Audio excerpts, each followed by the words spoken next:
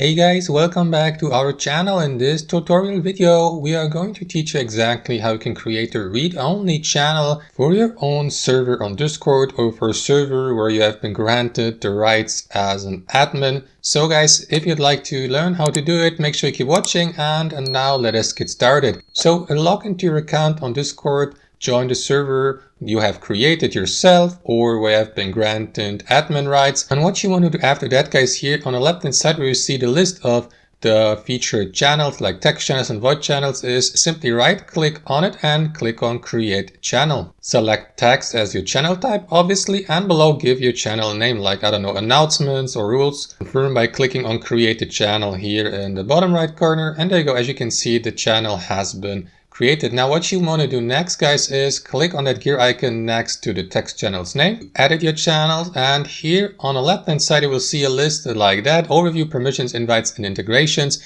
So where you want to go is the permissions segment. Next, scroll down a bit till you get to these text channel permissions, and all you need to do, guys, is make sure that this option here at the top, send messages, is turned off for your channel or server members. Of course, you as the channel owner or admin will still have the opportunity to post text or post messages in this read-only text channel, for example rules, or if you'd like to post announcements, etc, etc. But apart from the channel or server owner and the admins, no one will be able to reply to these announcements or posts, which is pretty practical for a server or a channel where you'd like to post announcements only. So that's how we create a read-only channel in Discord. Hope you enjoyed this video. I hope it was useful and provided you with some value, and I'll see you next time on our channel.